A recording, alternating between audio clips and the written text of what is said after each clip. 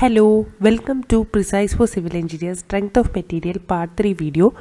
Part 1, 2 videos കാണാത്തവർ link description ബോക്സിൽ കൊടുത്തിട്ടുണ്ട്, പോയി കാണുക. മറ്റ് സബ്ജക്ട്സിൻ്റെ വീഡിയോസും നമ്മുടെ ചാനലിലെ പ്ലേലിസ്റ്റിലുണ്ടാവും. അപ്പോൾ വീഡിയോ കാണാത്തവരെല്ലാം വീഡിയോസ് കാണുക. അപ്പോൾ സ്ട്രെങ്ത് ഓഫ് മെറ്റീരിയൽ അസിസ്റ്റൻറ്റ് എഞ്ചിനീയറിൻ്റെ വളരെ ഇമ്പോർട്ടൻ്റ് ആയിട്ടുള്ള സബ്ജക്റ്റാണെന്നറിയാം.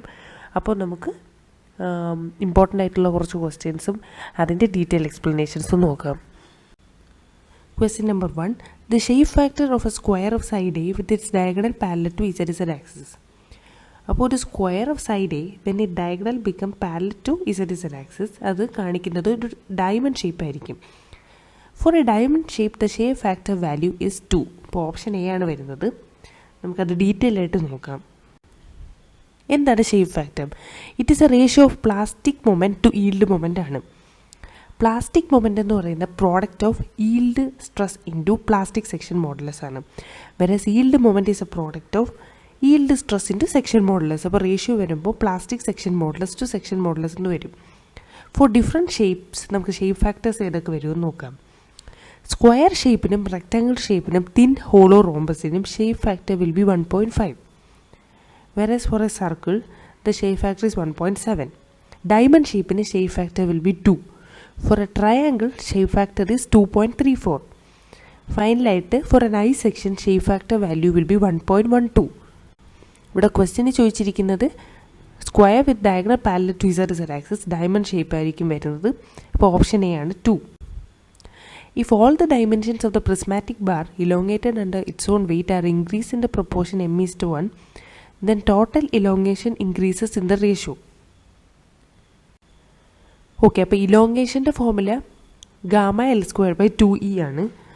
അപ്പോൾ ഇവിടെ പറഞ്ഞിട്ടുണ്ട് dimension of the prismatic bar are increase in the proportion m:1 എന്നാണ്. അപ്പോൾ നമുക്ക് ഡയമെൻഷൻ അതായത് ലെങ്ത്തിനെ നമുക്ക് ഗാമ ഇൻറ്റു ml² എന്ന് എഴുതാം. അപ്പോൾ റേഷ്യോ വരുമ്പോഴത്തേക്കും 1/m² എന്ന് വരും.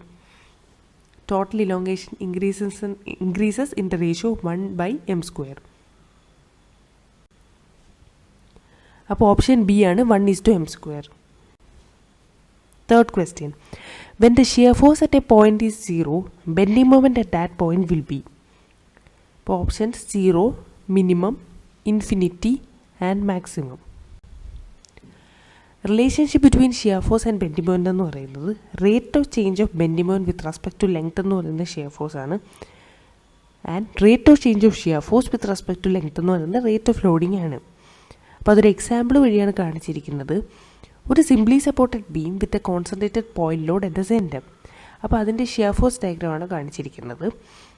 അപ്പോൾ സെൻറ്റർ പോർഷനിൽ ഒരു ഡ്രോപ്പ് ഇൻ ഷിയർ ഫോഴ്സ് ഡയഗ്രമാണ് ഉണ്ടായിരിക്കുന്നത് due two point load W.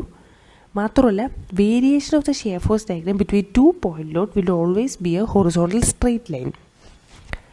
ഇനി ബെൻഡിംഗ് മൊമെൻ്റ് ഡയഗ്രാം കാണിച്ചിട്ടുണ്ട്. ഇവിടെ variation of the bending moment diagram between 2 point Lord will always be an incline straight line. അപ്പോൾ റൈറ്റ് സൈഡിൽ നോക്കുമ്പോൾ ഒരു ആൻറ്റി ക്ലോക്ക് വൈസ് മൊമെൻ്റ് ആണ് W/2 × L/2. അപ്പോൾ അത് പോയിന്റ് സെൻറ്ററിൽ മിഡ് പോയിന്റ് വരുമ്പോൾ WL/4 ആണ് മൊമെൻറ്റ്. അതായത് at the middle portion shear force എന്ന് പറയുന്ന 0യും ബെൻഡിംഗ് മൊമെൻറ്റ് മാക്സിമം ആയിട്ട് വരുന്നുണ്ട്. Middle point shear force sign change ചെയ്യാണ് ഇവിടെ ചെയ്യുന്നത്. ഇവിടെ ഓപ്ഷൻ ഡി ആണ് വരുന്നത്. When shear force is 0, bending moment will be maximum. Question number 4. If both mean coil diameter and wire diameter of a helical compression spring are double, deflection of the spring will be. Okay, അപ്പോൾ ക്വസ്റ്റ്യനിൽ പറഞ്ഞിരിക്കുന്ന helical compression spring എന്നാണ്. ഒരു open coil spring ആണ് helical compression spring. And they are subjected to torsion which result in the development of shear stress. ഒരു open coil സ്പ്രിങ്ങിൻ്റെ ഡിഫ്ലക്ഷൻ്റെ value നോക്കാം. Formula deflection maximum is 64 WR³ N sec α/d⁴ into cos³ α/n + 2 sin² α/e.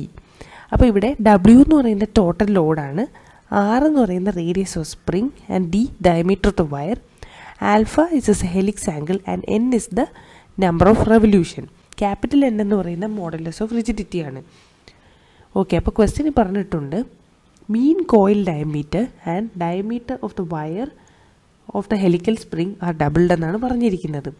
അപ്പോൾ ഇതിൽ ന്യൂമറേറ്ററിൽ radius of the spring കൊടുത്തിട്ടുണ്ട്. അതിനെ നമുക്ക് ഡയമീറ്റർ ടേംസിൽ d/2 എന്ന് എഴുതിയതിന് ശേഷം അതിൻ്റെ ഡബിൾ എടുക്കാം. അപ്പോൾ 2d the whole cube by 8 എന്ന് വരും. ഇനി ഡിനോമിനേറ്ററിലുള്ള ഡയമീറ്റർ ഓഫ് ദ വയറാണ്, അതിനെയും ഡബിൾ ചെയ്യുന്നുണ്ട്. അപ്പോൾ 2d ദ ഹോൾ റേസ്ഡ് 4.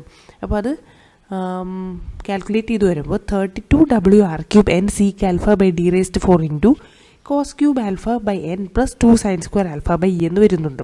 അപ്പോൾ പുതിയ ഡിഫ്ലക്ഷൻ്റെ വാല്യൂ ആണ് ഈ കൊടുത്തിരിക്കുന്നത്.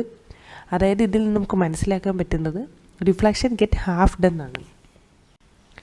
അപ്പോൾ ഓപ്ഷൻ ഡി ആണ് വരുന്നത്. അതായത് ഡയമീറ്റർ ഓഫ് ദ വയറും കോയിൽ ഡയമീറ്ററും ഡബിൾ ചെയ്യുമ്പോൾ deflection will become half. Option D ആണ് വരുന്നത്. Fifth question. The central diameter of a simply supported beam carrying uniformly distributed load W per meter for a span of length L is. Okay, അപ്പോൾ ഒരു simply supported beam carrying UDL ആണ്. അപ്പോൾ അവിടെ വരുന്ന ഡിഫ്ലക്ഷൻ്റെ value എന്ന് പറയുന്നത് 5/384 W/L⁴/EI ആണ്. അപ്പോൾ ഓപ്ഷൻ സി ആണ് വരുന്നത് 5 W/L⁴/384 EI. Sixth question. M/A diagram of the real beam becomes options വായിക്കാം. Deflection diagram of conjugate beam, load diagram of conjugate beam, shear force diagram of conjugate beam, none of these. അപ്പോൾ conjugate beam method നോക്കാം. Conjugate beam എന്ന് പറയുന്നത് ഒരു imaginary ബീമാണ് which is having same length as that of original beam and loading same as that of M/A diagram of the original beam. മാത്രമല്ല shear force and bending moment at every point in the conjugate beam represents the slope and deflection of the same point in the original beam. അപ്പോൾ അത് theorem 1, 2 ആയിട്ട് എഴുതിയിട്ടുണ്ടെന്നേ ഉള്ളൂ. Theorem 1 പറയുന്നതെന്ന് വെച്ചാൽ rotation or slope at any point in the original beam is equal to shear force of the same point in conjugate beam. Theorem 2 പറയുന്നത് deflection at a point in original beam is equal to bending moment of the same point in the conjugate beam. ഇപ്പോൾ ക്വസ്റ്റ്യൻ്റെ ചോദിച്ചിരിക്കുന്നത് M/A diagram of the real beam conjugate ബീമിൽ എന്താണെന്നാണ്. M/A diagram of the real beam എന്ന് പറയുന്നത് load diagram of the conjugate beam ആയിരിക്കും. Option B. ഇനി ഒരു ഒറിജിനൽ ബീം നമ്മൾ എടുക്കുകയാണെങ്കിൽ ഒറിജിനൽ ബീമിലെ fixed end will be free end in the conjugate beam. അതുപോലെ free end of the original beam will be fixed end in the conjugate beam. Simply supported end in the original beam will B simply supported end in the conjugate beam. ഒരു original ബീമിലെ interior support എന്ന് പറയുന്നത് conjugate ബീമിലെ interior hinge ആയിരിക്കും. അതുപോലെ vice versa, അതായത് interior hinge of the original beam will be equal to interior support in the conjugate beam. അപ്പോൾ 2 examples കാണിച്ചിട്ടുണ്ട്. അപ്പോൾ ഇവിടെ 2 സൈഡും സിംപ്ലി സപ്പോർട്ടഡ് ആയതുകൊണ്ട് ഫസ്റ്റ് കേസിൽ അത് കോൺജുഗേറ്റ് ബീമിലും സിംപ്ലി സപ്പോർട്ടഡ് ആയിട്ട് തന്നെ നിൽക്കുന്നു. സെക്കൻഡ് എക്സാമ്പിളിൽ free end at the right end will become fixed end in the conjugate beam. മാത്രമല്ല അവിടെ വരുന്ന ഒറിജിനൽ ബീമിലെ ഇൻറ്റീരിയർ സപ്പോർട്ട് കോൺജുഗേറ്റ് ബീമിലെ ഇൻറ്റീരിയർ ഹിഞ്ചായിട്ട് മാറുന്നു. Question number 7. A point of contraflexure is a point on the beam where. Options വായിക്കാം.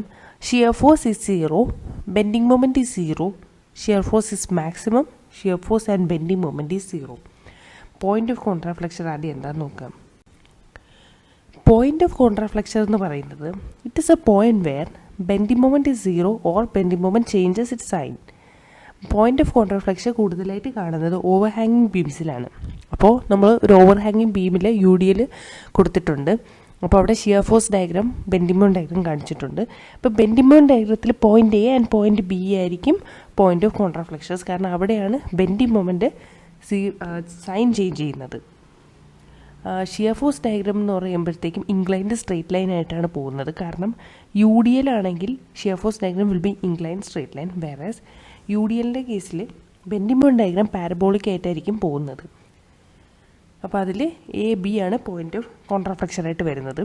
മാത്രമല്ല shear force ഡയഗ്രത്തിൽ നോക്കുമ്പം പോയിന്റ് വേറെ ഷിയർ ഫോഴ്സ് ഈസ് 0, അതായത് മിഡ് പോയിന്റിലാണ്. അവിടെ ബെൻഡിങ് മൊമെൻറ്റ് മാക്സിമം ആയിട്ടും കാണാൻ പറ്റും bending moment ഡയഗ്രത്തിൽ.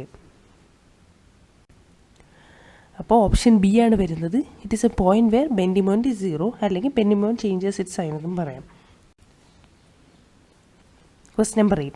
In the case of beam of rectangular cross section simply supported over a span L and loaded with central point load W, the length of elastoplastic zone of the plastic hinge is. Options വരുന്നത് L/3, L/4, L/8 and L/2. അപ്പോൾ എന്താണ് length of plastic hinge എന്ന് നോക്കാം. Length of plastic hinge എന്ന് പറയുന്നത് it is a length of the beam over which the moment is greater than yield moment. For a simply supported beam carrying concentrated load, length of the plastic hinge എത്ര വരുമെന്ന് നോക്കാം. For a triangular section ആണെങ്കിൽ length of the plastic hinge will be L/3. For I section length of plastic hinge L/8. ജനറലായിട്ട് നമുക്ക് length of the plastic ഹിഞ്ചിനെ L × 1 - 1 shape factor എന്നും എഴുതി കണ്ടുപിടിക്കാൻ പറ്റും. വേറെസ് സിംപ്ലി സപ്പോർട്ടഡ് ബീമിലെ പോയിന്റ് ലോഡ് മാറി UDL ആണ് വരുന്നതെങ്കിൽ അവിടെ വരുന്ന ലെങ്ത് ഓഫ് പ്ലാസ്റ്റിക് ഹിഞ്ച് എന്ന് പറയുന്നത് L × √1 - 1 ഷേപ്പ് ഫാക്ടർ എന്ന് വരുന്നു. Length of the plastic hinge depend ചെയ്യുന്നത് ടൈപ്പ് ഓഫ് ലോഡിങ്, അതിനെയും ജോമെട്രിയെ ആയിരിക്കും. ഓക്കെ, അപ്പോൾ ക്വസ്റ്റിന് ചോദിച്ചിരിക്കുന്നത് for a rectangular cross section ആണ്, സിംപ്ലി സപ്പോർട്ടഡ് ആണ്, ലോഡ് എന്ന് പറയുന്ന സെൻട്രൽ പോയിന്റ് ലോഡാണെന്ന് കൊടുത്തിട്ടുണ്ട്. അപ്പോൾ നമ്മൾ നോക്കിയ കേസ് തന്നെയാണ്. ഓപ്ഷൻ എ വരും L/3. ഇപ്പോൾ I സെക്ഷൻ ആണ് ചോദിച്ചിരുന്നെങ്കിൽ ഓപ്ഷൻ സി വന്നതിന് L/8. For any other section ആണെങ്കിൽ നമുക്ക് ഫോർമുലയിൽ സബ്സ്റ്റിറ്റ്യൂട്ട് ചെയ്താൽ മതിയാവും. L × 1 - 1 ഷേപ്പ് ഫാക്ടറിൽ സബ്സ്റ്റിറ്റ്യൂട്ട് ചെയ്യുമ്പോൾ ലെങ്ത് ഓഫ് പ്ലാസ്റ്റിക് ഹിഞ്ച് കിട്ടും. അടുത്ത question. The stress induced in a member due to suddenly applied load is dash times the stress for gradual loading. Stress due to suddenly applied load എന്ന് പറയുന്നത് twice ആണ്. Okay, അപ്പോൾ ഒരു gradually applied ലോഡിൻ്റെ load deflection ഡയഗ്രാമാണ് കാണിച്ചിരിക്കുന്നത്.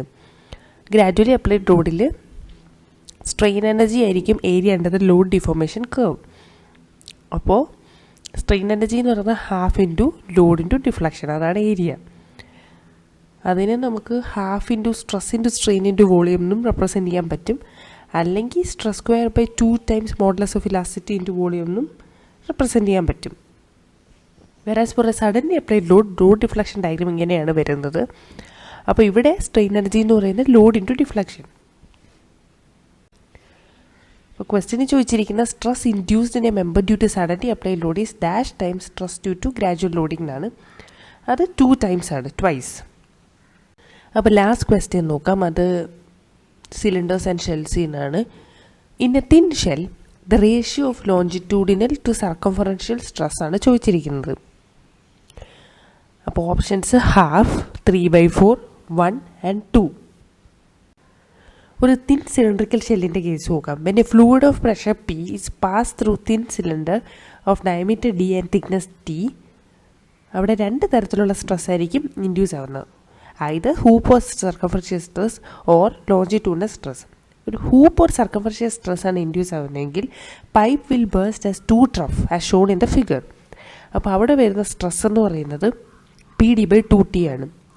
Versus longitudinal stress എന്ന് പറയുന്നത് ഈ കേസിൽ it will fail as 2 cylinders. അപ്പോൾ longitudinal stress is equal to PD/4T. Ratio of longitudinal to circumferential stress ചെയ്യുമ്പോൾ ഹാഫ് എന്നാണ് വരുന്നത്. PD/4T divided by PD/2T which is equal to half.